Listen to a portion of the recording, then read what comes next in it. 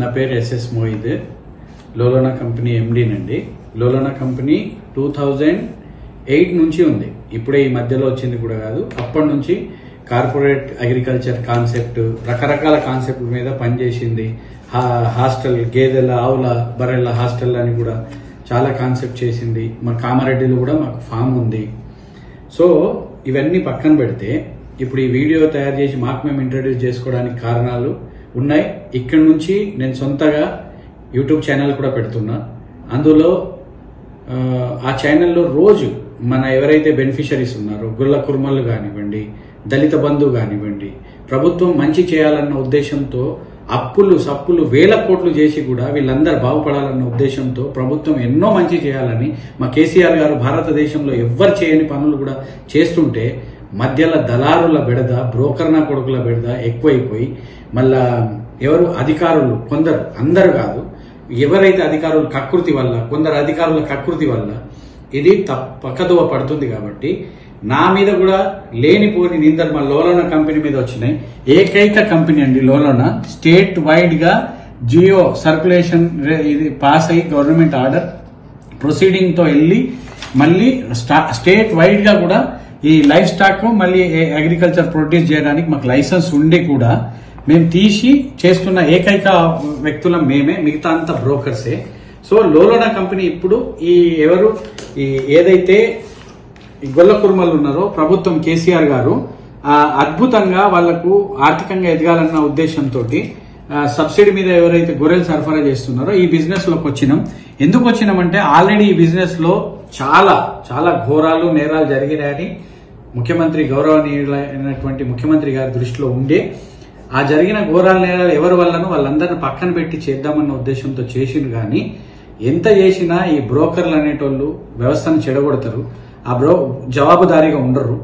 So నేను ఇప్పుడు జవాబుదారీగా ఉండొచ్చు అని చెప్పి ఒక మంచి కాన్సెప్ట్ తో వచ్చిన. సో ఇక్కడ నుంచి యూట్యూబ్ ఛానల్ కూడా పెట్టబోతున్నా.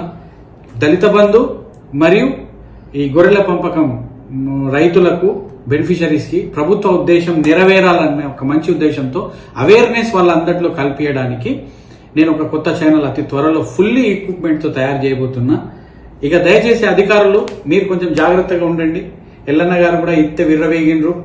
మా యాదాద్రి, భువనగిరి, మళ్ళా సూర్యాపేట జేడీ గారు కూడా సేమ్ ఎల్లన్న గారి దారిలోనే వెళ్తున్నారు.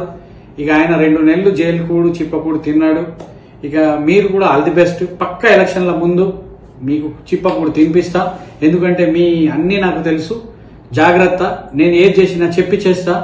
ఇకపోతే ధర్మోజిగూడ, యాదాద్రి జిల్లా ధర్మోజిగూడలో శ్రీశైలం అనే ఒక రైతు ఒక బుక్కెడు అన్నం పెడితే గుర్తుపెట్టుకుంటారు బ్రదర్. కానీ నువ్వు ఇంత కూడా ఇతికారం లేకుండా, మల్లన్న దేవుడిది భయం కూడా లేకుండా నువ్వు ఒక వీడియో తయారు చేసి పెట్టినవు. కొన్ని కోట్లు పెట్టి కంపెనీ నడుపుతాం.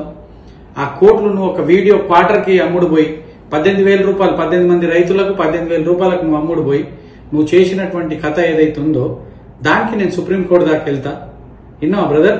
నువ్వు మాత్రం ఇక నీ రెడీ ఉండు. నీకు ఈ బ్రోకర్లు రారు, ఈ అధికారులు రారు. వాళ్ళు లక్షలు సంపాదించుకొని పక్కకు పోతారు. వాళ్ళ క్వార్టర్ తాగేసి పౌరుషాలకు పోయి అన్నెసెసరీ నువ్వు లేనిపోని నిందలు మా కంపెనీ మీద వేసినావు. బాజాబ్తా ఇప్పటికి కూడా చెప్తున్నాం, ప్రతి ఒక్క రైతు ధైర్యంగా మాతోటి వచ్చి యూనిట్ కొంటే 15,000 రూపాయలు ఇస్తాం. మిమ్మల్ని వాళ్ళు తీసుకెళ్లి రోడ్ల మీద పండబెట్టి, సత్రాలలో పండబెట్టినట్టు కాకుండా దర్జాగా 1,75,000 కస్టమర్ని ఎంత దర్జాగా ఉంచాలో అంత దర్జాగా మిమ్మల్ని ఉంచి అక్కడ గొర్రెలు ఇప్పించి పంపుతాం. కానీ నువ్వు మా మీద లేనిపోని నిందలు చేసినావు. నీ అకౌంట్ లో డబ్బులు వేయమన్నావు. మీ మిగతా వాళ్ళకి కూడా 15,000 కూడా నీ అకౌంట్ లోనే వేయమన్నావు. మేము వేయలేము. నువ్వు ఆ బ్రోకర్లకు అమ్ముడు పోయి ఆ అధికారులు ఏం చెప్పినరో అంత నెక్స్ట్ వీడియోలో పూర్తి వివరంగా కూడా పెడతాం. అస్తది లైన్ లో చెప్తారు. సో ఇది ఇంట్రడక్షన్ మాత్రమే. ఇంకోసారి చెప్తున్నా, నేను సైలెంట్ ఉన్నా అంటే ఈ విషయాన్ని ముఖ్యమంత్రి గారి దృష్టికి తీసుకెళ్దాం. మీరు ఎప్పుడైతే రైతుల్ని బెదిరించిండ్రో అని నేను సైలెంట్ ఉండి సార్ అపాయింట్మెంట్ కోసం ఎదురు చూస్తున్నా. ఆ లోపు మీరు ఫాల్స్ వీడియో ఒకటి నా మీద క్రియేట్ చేసి పెట్టిండ్రు. అది నేను ఒప్పుకునే ప్రసక్తే లేదు. దానికోసం వాళ్ళ ఊరికి కూడా పోతాం, పెద్ద మనుషుల మధ్య మాట్లాడతాం, మల్లన్న దేవుడిని మధ్యలో ఉంచి మాట్లాడతాం. ఒక్కటైతే ఆ మిగతా 18 మందిలో ఆ క్వార్టర్ తాగి అరిచినోడు కాకుండా 17 మంది ఉన్నారు కదా, వాళ్ళు కూడా మా దగ్గర భోజనం చేసిండ్రా లేదా, వాళ్ళని మేము జాగ్రత్తగా చూసుకున్నామా లేదా, మంచి గొర్రెలు చూసిండ్రా లేదా, వాళ్ళందరికీ ఆ మల్లన్న దేవుడి మీద ఒట్టేసి ఆ పెద్ద మనుషుల మీద చెప్పమంటాం. అయినా మీరు మాకు అప్పుడు క్షమాపణ చెప్పకుండా చేసిందనుకో, ఆ వీడియో నాకు ఇవ్వలేదనుకో, నేను ఖచ్చితంగా సుప్రీంకోర్టు దాకా పోతా. Brother Srisailam, all the best. Bhadradri కాదు, యాదాద్రి కొత్తగూడెం అండ్ సూర్యాపేట్ డివిహెచ్ఓస్ ఎంజాయ్. ధర్మజిగూడ కాదు, అది ధర్మజిగూడ విలేజ్, అది ధర్మజిగూడ విలేజ్ లో శ్రీశైలం అనే వ్యక్తి. కానీ మనం సూర్యాపేట డివిహెచ్ఓకి మళ్ళా ఈ డివిహెచ్ఓ ఎవరు, యాదాద్రి భువనగిరి డివిహెచ్ఓకి మస్తు చెప్తున్నారు, మీకు జాగ్రత్త, ఎలక్షన్ల కంటే ముందు ఎట్లుంటుందో చిప్పాకూడు. మీ పిల్లలకు మీరు జైలుకు పోయి ఏం ముఖం చూపిస్తారు, ఎందుకు పోయిందని చూపించుకుంటారో సినిమా అల్లుకోండి. నేను మాత్రం చేస్తున్నా. ఇకపోతే బ్రోకర్ల సంగతి, బ్రోకర్ నా కొడుకులారా, మీరు బ్రోకర్లేరా? నేను మిమ్మల్ని ఆడ తొక్కాలో ఆడ తొక్కుతా. ఇప్పుడు ఏం విర్రవీగుతున్నారో కొడుకులారా, మీ సినిమా వేరే, మీకైతే వేరే, మీరు బ్రోకర్